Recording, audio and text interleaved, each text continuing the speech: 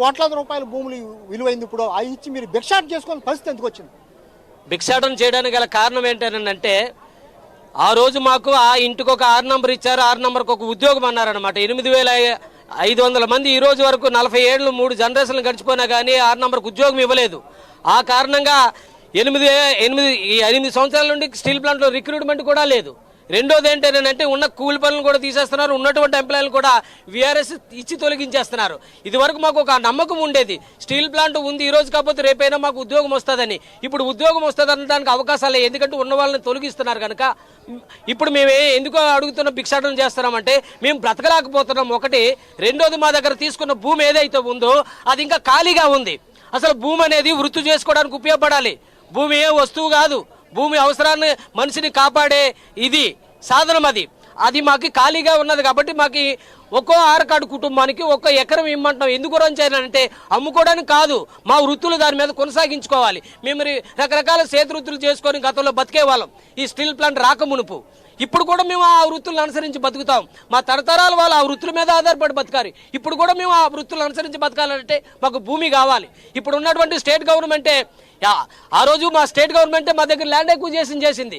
ఈరోజు state government చూస్తే road ఎక్కడానికి వీల్లేదని అంటుంది. డెమోక్రసీలో రోడ్డు ఎక్కి నిరసన తెలిపే హక్కు ఉందా లేదా ప్రజాస్వామ్యబద్ధంగా? ఇప్పుడు పెద్ద ఇంటెలెక్చువల్ మంచి తెలివైన నాయకుడు అని చెప్తున్నారు చంద్రబాబు నాయుడు గారు. దయచేసి మీరు చదవండి, మీరు చెప్పండి, రాజ్యాంగంలో చదివి చెప్పండి. పబ్లిక్ నష్టపోయిన పబ్లిక్ రాజ్యాంగం ప్రకారంగా రోడ్డు ఎక్కి నిరసన తెలుపుకునే హక్కు ఉందా లేదా మీరు చెప్పండి. మీరు 19 సంవత్సరాలు 4వ ఏట మీరు ముఖ్యమంత్రిగా కొనసాగుతున్నారు. మీరు ఇంత నా అనుభవం ఉన్నటువంటి వాళ్ళు మీరు మా పక్షాన్ని నిలబడి మాది న్యాయమైన సమస్యను గుర్తించి మీరు కేంద్రానికి రిప్రజెంట్ చేసి సమస్యను సాల్వ్ చేయాలి. కానీ మాకు ఏ రాజకీయ పార్టీ సంబంధం లేదు. అసలు మేము నోట్లలో మేమేమి రాజకీయ లబ్ధి కోసం చేయట్లేదు. ఇది మా ఆకలి సమస్య కోసం చేస్తున్నాం. ఆకలి సమస్య కోసం చేస్తున్నటువంటి వాళ్ళని కూడా మీరు ఇబ్బంది పెట్టే పని అయితే ఇదైతే కరెక్ట్ కాదు. డెమోక్రసీలో మా వాయిస్ మీరు వినాలి. మాది న్యాయమైనది అయినప్పుడు అది మీరు పరిష్కారం చేయాలి. అంతవరకు కూడా మేము పోరాడుతాం.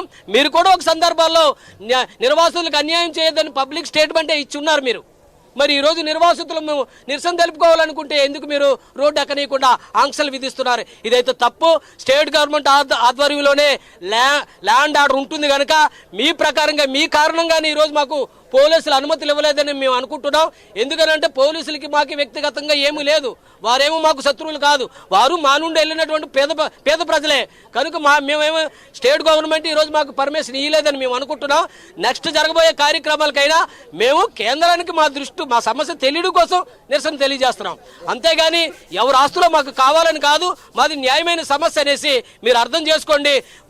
మీరు ఇంకొక విషయం చెప్తున్నాను, చంద్రబాబు నాయుడు గారు, పవన్ కళ్యాణ్ గారు, ఈరోజు ఈ దేశంలోనే 1975లో భూ సంస్కరణల చట్టం తీసుకొచ్చారు. ఆ చట్టం ప్రకారం ఏం చేశారు ఈ దేశంలో ఆ రోజు ఉన్నటువంటి ప్రభుత్వాలు? భూమి లేని ప్రజలకు భూమి పంచారు. మేము అడుగుతున్నామంటే మా దగ్గర తీసుకున్న భూమి మాకు ఉద్యోగాలు ఇస్తామన్నారు, ఇవ్వలేదు. భూ సంస్కరణల చట్టం ప్రకారంగా అయినా మా భూమి మాకు 1 ఎకరం చొప్పున ఇవ్వండి, ఎక్కువ వద్దు, 1 ఎకరం ఇవ్వండి. ఆ ప్రకారంగా మేము బతుకుతాం. అది కాకపోతే 2013లో భూసేకరణ చట్టం తీసుకొచ్చారు. ఇన్ టైంలో తీసుకున్న భూమిని పెట్టుబడిదారులు కానీ గవర్నమెంట్ గారు ఉపయోగించకపోతే తిరిగి ప్రజలకు ఇవ్వాలని చెప్పేసి ఆ చట్టం చెప్తుంది. ఆ చట్ట ప్రకారంగా మేము అర్హులమే. మా అర్హమైనటువంటి హక్కు కోసమే మేము పోరాడుతున్నాం. మీరు ముఖ్యమంత్రులు అయినంత మాత్రాన చట్టాలను ధిక్కరించొద్దు. మేము చట్ట ప్రకారంగా వెళ్తున్నాం. ఈరోజు పోలీసు వారు అక్కడ లేదు ఇక్కడ చేసుకోండి అంటే ఇక్కడే చేసుకోవడానికి పరిమితం అయ్యాం. ఎందుకనండి చట్టాన్ని గౌరవిస్తున్నాం, మీరు కూడా గౌరవించండి. ఆ చట్టం మీద ప్రమాణం చేసి మీరు ముఖ్యమంత్రులు అయ్యారు. దయచేసి అర్థం చేసుకోండి, మాది రాజకీయ సమస్య కాదు. మా సమస్య పరిష్కరించినంత వరకు మేము ఏదో ఒక పద్ధతిలో నిరసన తెలుపుతూ ఉంటామని చెప్పేసి కేంద్ర రాష్ట్ర ప్రభుత్వాలకు కూడా విన్నవించుకుంటున్నాం. ఈ నిరసన తెలిపే క్రమంలో మా ప్రజలకు ఎవరికి ఏదైనా జరిగినా గానీ అందుకు కేంద్ర రాష్ట్ర ప్రభుత్వం చెప్పే వాదన మొత్తం కూడా అంగీకరించాల్సిందే. మహిళలు చాలా మంది ఉన్నారు. అమ్మా తల్లి పిల్ల రోడ్డు మీద పడిపోయి ఉన్నాం, తల్లి పిల్ల రోడ్డు మీద పడిపోయి ఉన్నాం. తిండి తిప్పులు లేకుండా, కూడు గుడ్డ లేకుండా, కూలి పని లేకుండా, ఈ రోజు తినడానికి అన్నం లేకుండా, కట్టుకోవడానికి బట్ట లేకుండా ఈ రోజు రోడ్లు పాలయ్యాము. మా ఎక్కలు పోయి, మా భూములు పోయి, మా ఇల్లులు పోయి, మా ఏర్కాటికి ఏదో పరిష్కారం చెయ్యండి. మా తల్లికి పిల్లలకి ఏదో మాకు ఆనందంగా మీరు ఏదో సెటిల్మెంట్ చెయ్యండి సార్. మీకు నమస్కారం, మీ దండవందనాలకో నమస్కారం. ఈ రోజు ఎకరాలు భూములు ఇచ్చేసి, ఇల్లులు ఇచ్చేసి, తినడానికి తిండి లేకుండా ఉన్నానికి ఇల్లు లేకుండా పిల్లలు తల్లులు రోడ్డు మీద పడి ఉన్నామండి. దయచేసి మాకు ఆ ఏర్పాట్లకి ఏదో న్యాయం చెయ్యండి కావాలా. అది మనం చూస్తున్నాం, పిల్ల జల్లలతో కూడా వచ్చి ఆందోళన ఎక్కడ చేసే పరిస్థితి కనిపిస్తుంది.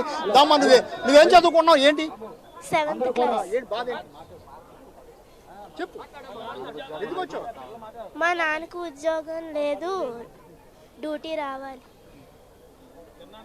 ఇది పిల్లలు, చిన్న పిల్లలు కూడా మొత్తం కూడా భారీగా మహిళలు కూడా మనం చూడొచ్చు. చాలా మంది మహిళలు కూడా అందరూ కూడా వచ్చారు. అమ్మ, ఎందుకు ఇన్ని సంవత్సరాల నుంచి కూడా ఇంత ఉద్యమం చేస్తున్న ప్రభుత్వాలు ఎందుకు కదలలేదంట? ప్రభుత్వాలకి దున్నపోతు మీద వర్షం పడినట్లు అసలు చలనం లేదండి. ఎంతమంది ఎమ్మెల్యేలు ఎంపీలు మారారు, కార్పొరేటర్లు మారారు, కానీ 45 సంవత్సరాలు దాటిన మా 26 ఎకరాల భూములను తీసుకుని 20,000 ఎకరాలు మొత్తంగా భూములు మాత్రం తీసుకున్నారు. భూమిని అయితే వాళ్ళు పట్టుకెళ్ళలేరు, కానీ నిర్వాసితులకు న్యాయం జరగలేదు. ఇప్పటికి కూడా చాలా మంది ఏజ్ అయిపోయిందని చెప్పేసి కనీసం మెయింటెనెన్స్ వర్క్ కూడా తీయలేని వాళ్ళు చాలా మంది దారుణమైన పరిస్థితుల్లో ఉన్నారండి. తిండికి కూడా ఇబ్బంది పడే పరిస్థితుల్లో. మరి వాళ్ళకి మనుషుల అన్నం తింటున్నారా ఇంకేమైనా అని వాళ్ళ దృష్టికి వదిలేయాలి వాళ్ళ ఆలోచన. ప్రభుత్వం పోలీసులను కూడా సహకరించకుండా మేము ప్రోగ్రామ్స్ పెట్టుకునేటప్పుడు ఇలా పర్మిషన్స్ లేవంటున్నారు. మీరు పిచ్చి పిచ్చి ప్రోగ్రామ్స్ చేసుకున్నప్పుడు మీకు పర్మిషన్ ఇస్తున్నారు. జనాల్ని ఓటు అడిగేటప్పుడు జనాల్లోకి వస్తారు కదా.